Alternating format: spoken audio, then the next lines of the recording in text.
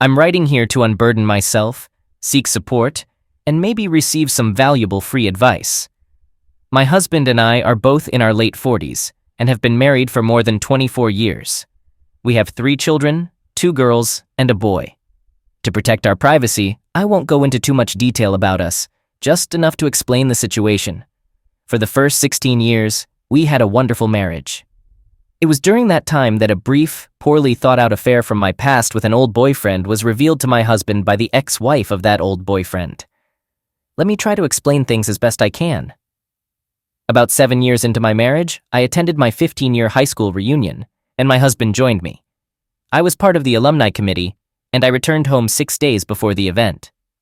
My daughters accompanied me, and my husband flew in to join us the night before the main event. He and I attended the reunion, and we all stayed with my parents. However, when I was without my husband, I reconnected with my first serious boyfriend, whom I'll refer to as Reed. Reed and I had inappropriate contact multiple times that week. At the time, Reed was also married with 2 children of his own. He claimed that his marriage was falling apart and he was unhappy. In contrast, my marriage was loving and fulfilling. Reflecting back, I believe I did it to recapture some of the excitement from my youth. The years of being a mother and a homemaker in a secure marriage made me long for excitement and risk-taking. I despise myself for this. During those 3 days we spent together, we behaved as we did back in high school. But this time, we were hiding our actions from our spouses as well as our parents. We ended things 2 days before the reunion, realizing what a huge mistake we had made. We swore to have no further contact and to go on with our lives as if it hadn't happened. The reunion went well, and I even introduced my husband to my old boyfriend and his wife. We all chatted for a while, and with those 2 men standing side by side, I couldn't believe I had cheated on my husband, who is the love of my life and my support. I felt incredibly guilty and terrible. Right then and there, I promised myself that I would never tell him because it would deeply hurt him, but I would make it up to him. For the next 9 years, our marriage was nearly as perfect as one could imagine. During that period, I felt a strong urge to do everything in my power to make him happy, and I did exactly that. I gave him my all and ensured there was some form of affection from me every day. I managed everything at home and took care of the children, so when he returned from work, he could relax and enjoy his time with the family. The guilt I carried was, and still is, incredibly profound. However, I also found immense joy in being a devoted wife and mother to our children. In this time, we had 3 kids because I gave birth to a boy 8 years ago. My husband was overjoyed to have a son, and they formed a close bond from the day he was born. To be fair, my husband is an affectionate father and shows the same level of love for our daughters. Everything was going well for us until one day, my husband arrived home from work early and said we needed to talk. I was concerned and thought something had gone wrong at his job. Instead, he told me he had spoken to my old boyfriend's ex-wife earlier that day. As soon as he mentioned their names, my heart started racing. I had difficulty breathing, and I felt lightheaded. He proceeded to explain that she had told him her husband confessed to an affair he and I had years ago. She mentioned that her husband had been diagnosed with an aggressive form of Parkinson's disease 6 years ago and was now in an advanced stage. They had been divorced for 7 years, which I also didn't know, but she and her children still helped him with some tasks as his condition had worsened. Apparently, he was consumed by guilt, and he finally confessed. She's remarried now, but she continued to assist her kids with his groceries and some basic errands as he didn't have anyone else. To her, the affair was no longer significant, but she felt a moral obligation to inform my husband, believing he should be aware. I agree with her, but I wish she had contacted me first, so I could have confessed instead of catching my husband and me off guard. I begged my husband for forgiveness, explaining that it was a long time ago and had no real impact on our relationship. I reminded him of our wonderful marriage and assured him that he and our children remained my top priority. Naturally, he was upset, hurt, and felt deeply disrespected. He became extremely angry, which was something I had never witnessed before. For the next hour, he used offensive language, including disrespectful terms, to address me. I sat there crying, not uttering a word, as I believed every word he was saying. He had been nothing but a wonderful man to me and my entire family. Once he finished his outburst, he left in his truck without specifying his destination. An hour later, he called and told me he'd return in the evening. He instructed me to gather all the kids for a family meeting and to think about what I would tell them.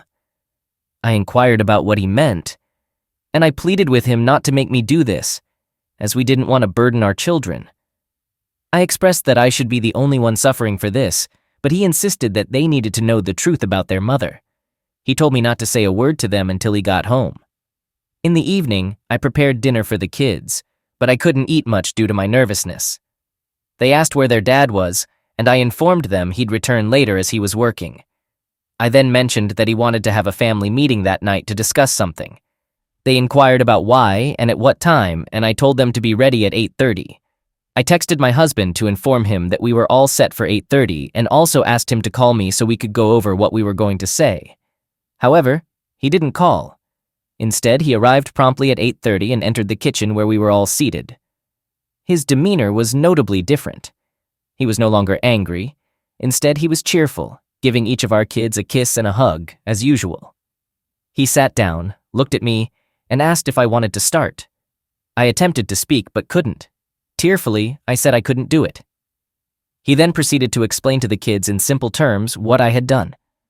My daughters began to cry and express anger, while my 8-year-old son looked bewildered and frightened.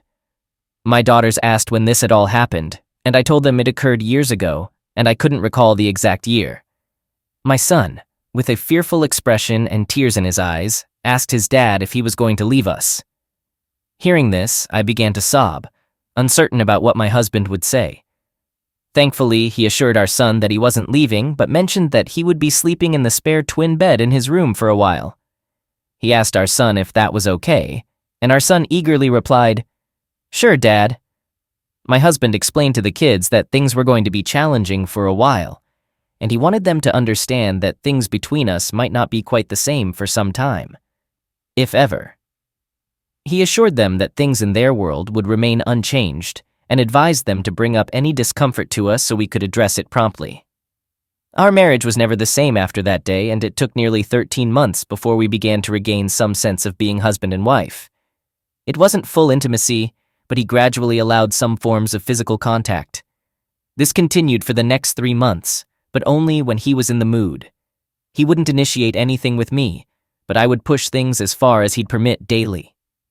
Eventually, we did start sharing love again, but he couldn't do it while looking at me, and the tenderness wasn't the same as before. He explained that when he saw my face, he imagined my old BF, which immediately killed his excitement. I didn't quite understand this, but my therapist mentioned that it's not uncommon. She said that for some men, this is a way to regain their masculinity that was compromised by the affair.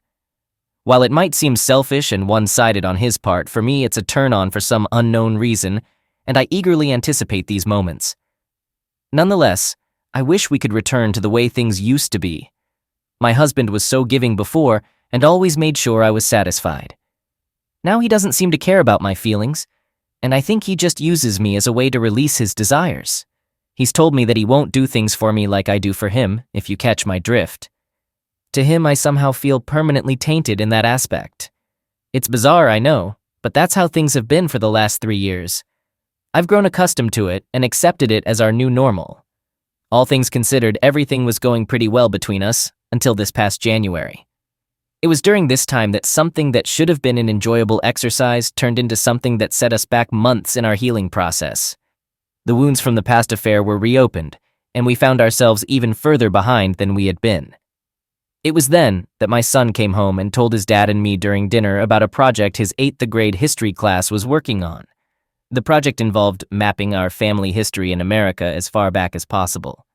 The teacher suggested that students could use reports from genetic testing companies, but it wasn't mandatory. He said his friends were planning to use them, and he wanted to do the same.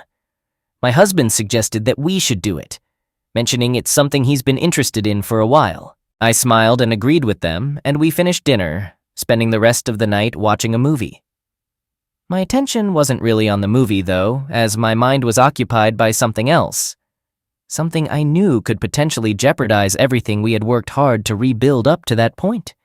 While I was quite certain that my husband was my son's biological father, there was a slim chance he might not be, given the timing of his conception during the alumni week when I had been with both men. I know what you're probably thinking and I understand your perspective, but I want to be honest. After the movie, my son went to his room and my husband and I began getting ready for bed. It was at that moment I asked my husband to sit down with me because I had something important to tell him. I then explained precisely when the affair took place and mentioned the slight possibility that our son might not be his biological child. He buried his face in his hands and then shot an angry glare at me. I wasn't sure what he would do next. He got up, packed a bag, took his shaving kit, and left. I asked him to stay and discuss it, but he just left. I didn't want to alarm my son about what was happening, so I let my husband leave without resistance. I called and sent him texts, but he didn't respond until the next morning when he called to say he was coming home to talk. I felt a sense of relief and believed we could work through this, given all that we had been through and the progress we had made. When he walked through the door, I grabbed him and asked him to look into my eyes. He hesitated, but I held him tightly, locking my arms around both his arms and his midsection.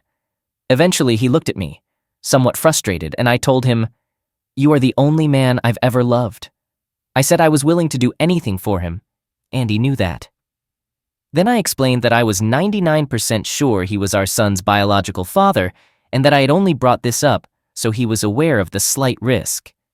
He asked if I was done and then said, "Why didn't you tell me this 4 years ago when I found out about your affair? Or better yet, why didn't you tell me this 13 years ago, right after you had the affair?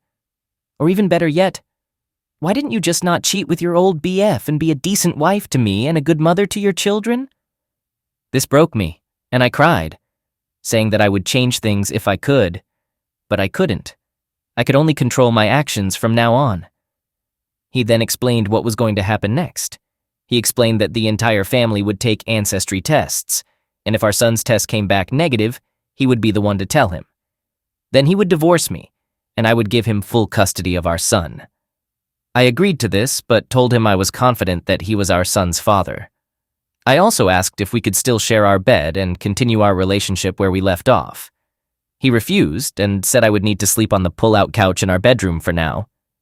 I was disappointed but accepted it, as at least he was still willing to share the same room with me. We all took the ancestry tests, and thankfully, the results showed that my husband was indeed our son's father. After getting the results, my husband helped our son complete his class project. He told me he was relieved, and I thought things would return to the way they had been. But they haven't. I'm still sleeping on the couch, and my husband has become distant. He only spends time with me when our son is present, or when our daughters are home. He has also joined a local hiking club as the vice president, so most evenings after dinner, if he's not with our son, he's out hiking with the club or working with the board. This has been going on for nearly 4 months, and I'm feeling lonely and left out. I want my husband back, the one I used to have before he found out about my affair. Does anyone have any suggestions for what I could do in addition to what I'm already doing? As I mentioned earlier in this post, I've done everything I can think of for him, but I haven't been able to break through his emotional barriers. I know he'll never forget what I've done and may never forgive me, but I'm willing to accept that as long as we can get back to the love and mutual admiration we once had for each other. My feelings for him are stronger than ever, but I fear he has fallen out of love with me. Thank you for reading this and understanding my situation. Update. I'm back to quickly answer some common questions. First question, answer. My old boyfriend and I dated during most of high school.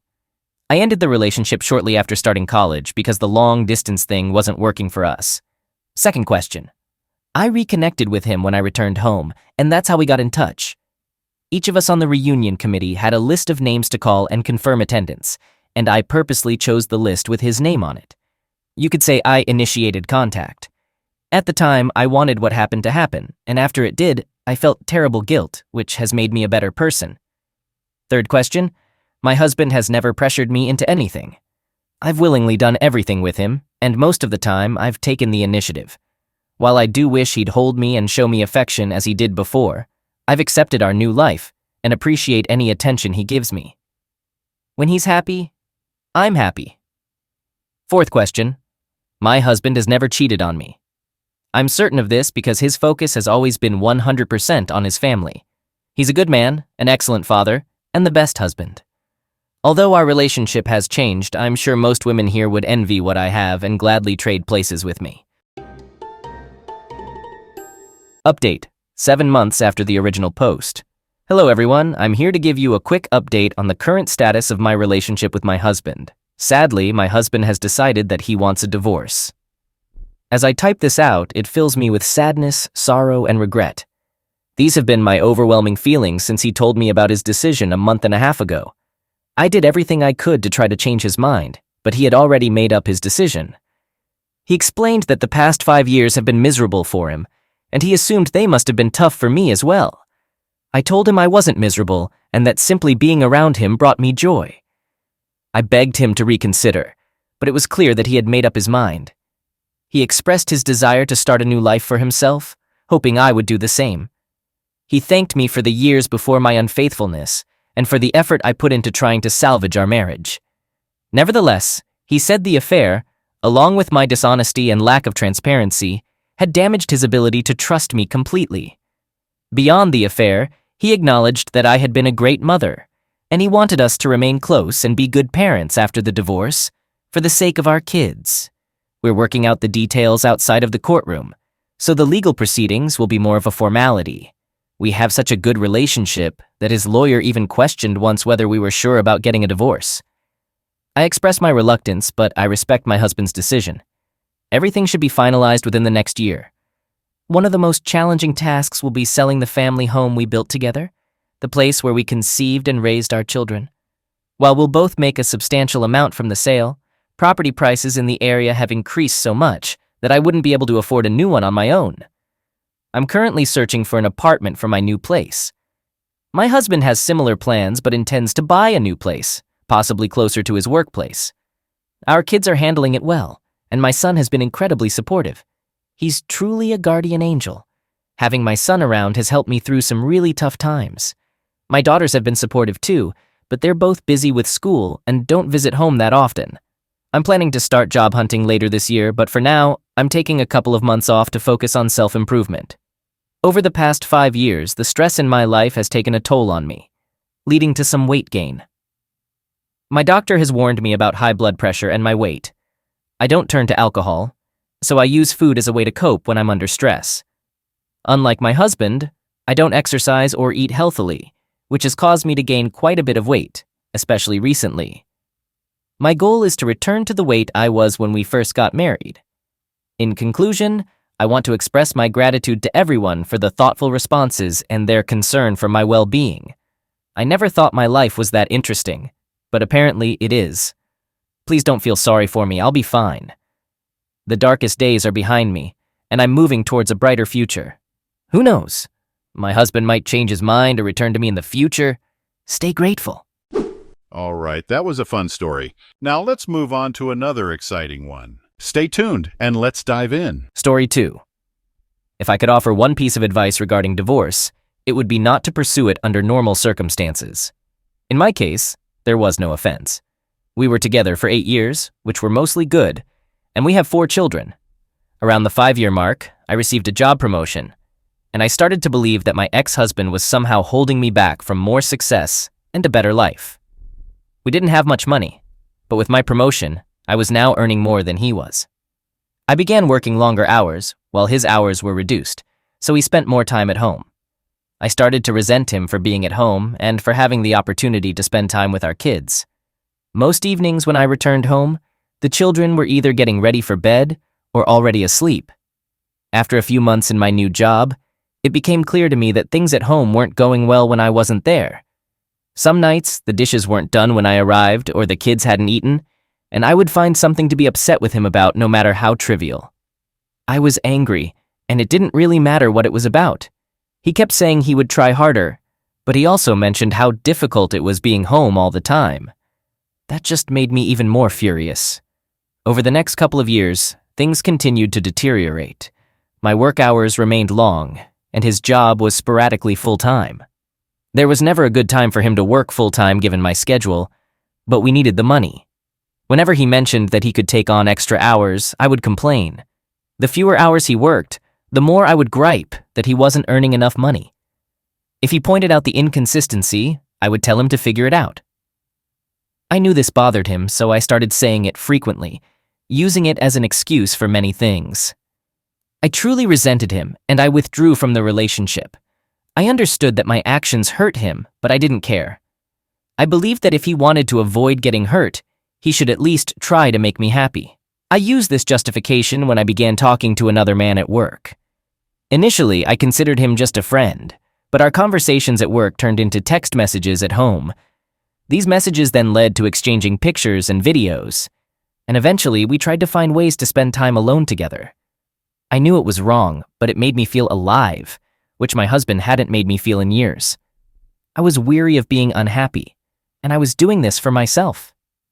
The worst moment was when I arrived home at a reasonable time and discovered that he had cleaned the entire house, prepared dinner for the family, and selected a movie for all of us to watch together.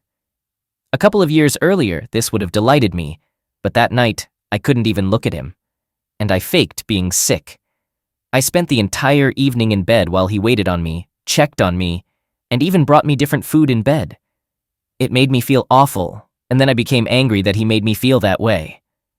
By the end of the night, I was texting with the other guy. Over the next month or two from that night, it didn't matter what he did. He seemed wrong just for existing most days. He would get so upset with how I treated him, and I would deliberately provoke him into losing his temper because I knew it would happen sooner or later. After most of our fights, he would apologize for something I told him he did wrong, if there even was anything. But I never did. Instead, I would often find a way to make him feel even worse. I believed I was right because he was wrong, and that was all that mattered to me. I even pretended not to care when he found out about my relationship with the guy from work. It pained me internally to see him holding back tears, but I wasn't going to let him see that. He was at his most vulnerable when I chose to tell him that I wanted a divorce. I could almost hear his heart breaking inside his chest. He pleaded and fought, saying we could work through it together. I wasn't really interested in fixing our marriage, but I mostly ended things with the other guy, only because I knew I could go back to it if I wanted. I could see he was trying, and occasionally I would acknowledge that, but most of the time I was incredibly harsh to him for any and all reasons I could think of. I'm not sure what more the man could have done to make me happy, aside from finding a job that paid enough for me not to have to work at all. He said he was looking, but looking and finding a job are two different things. It was around this time that I discovered this group and a few others. I started posting things about him, solely from my perspective, and I received a lot of positive feedback about how I was feeling, which reinforced my belief that I was right. The more I posted, the more validation I received. It wasn't just me who believed that my ex-husband wasn't worth keeping around. The entire internet was telling me how terrible he was. I began saying terrible things to him and even outright ignoring him. I was so confident in my opinion and the opinions of others that I contacted a lawyer and, within a couple of weeks, had filed for divorce. I kept using this website and a couple of others to find validation for my feelings and get encouragement to go through with the divorce, and eventually, I went ahead with it. The process went relatively smoothly. My ex-husband didn't ask for much, except not to get divorced and to try to work things out. I didn't care about that, though. He was shattered, but I felt liberated. I had the freedom to do as I pleased without feeling guilt or having to answer to anyone. It was an incredible sense of freedom. However, this feeling didn't last long. In the first month after he moved out, I missed garbage day 3 times. The dishes rarely got cleaned, and the laundry piled up for so long that I had to do the sniff test to see if it could be worn again. I also rarely saw my kids happy. My oldest had seen some messages from the other guy months earlier, and she knew my ex-husband still wanted to try to work things out. It didn't take her long to stop talking to me altogether, except to express her desire to go to my ex-husband's house. The other kids also told me they wanted to live with him. I tried to make them happy, but ended up just buying them toys all the time, and the happiness was short-lived. I was also struggling at work. Being alone, I couldn't work all those extra hours that were expected of me. Eventually, I gave in and started calling my ex-husband to watch the kids. He always came over as soon as he could, asking if I needed anything. When I returned home, I'd find clean dishes, laundry done, and even dinner prepared at times. He didn't say much after I got back, just advised me to call him if I needed anything and left. He always looked so sad when it was time to go. Finally, after a couple of months, my friends convinced me to go on a date. It was for dinner and a movie, and I was initially excited and hopeful. But during dinner, an overwhelming sense of guilt started to consume me, and it got so bad that I didn't even make it to the movie. About a week later, after shedding countless tears, I found myself on a therapist's couch. I recounted everything that had transpired, starting with the work promotion. The therapist didn't agree with me or the encouragement I had received for the divorce. I ended up visiting her office 2 and sometimes 3 times a week. The more I talked to prove that I was right, the more I began to realize how wrong I'd been. It was truly heart-wrenching. I'm not sure if I had ever cried as much in my whole life as I did in the first month in her office. After spending around $2,000 on therapy sessions, I came to realize that while my ex-husband had his faults, I had far worse flaws. I did so many terrible things and said awful things that I wouldn't want to be with me. Yet he did. I still remember a moment when he asked me during a meeting with the lawyer not to proceed with the divorce. However, I went through with it, and later, I boastfully shared on this platform how great it felt. I was completely wrong, and now I can see it. A couple of weeks ago, I approached him as he was leaving the house and asked about the possibility of getting back together. When he looked at me, his eyes welled up with tears and a couple rolled down his cheeks. He explained that he didn't know if he could. He said that the pain had been too much for too long, and he feared that if we reunited, I might hurt him once again. He mentioned that he had always hoped I would realize how much he loved me, up until the moment I signed the divorce papers, and he released an exaggerated sigh of relief. He confessed that this hurt him more than anything else, and that he wasn't sure if he could ever trust me again. I don't blame him. I essentially broke a man who, looking back, was a great husband. I deprived my children of having a wonderful father at home, and I took his children away from him.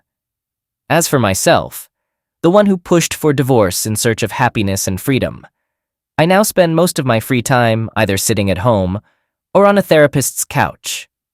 Please don't solely rely on the advice of anyone on this website or any other regarding divorce. If your marriage is going through a rough patch, start by examining yourself and consider making changes. This advice is for both men and women. Divorce is not enjoyable, and life post-divorce is not a walk in the park. Witnessing your husband broken and your children perpetually unhappy due to your actions is one of the most painful experiences I can imagine. I wish all of you the best, and hope you'll give your marriages a second chance.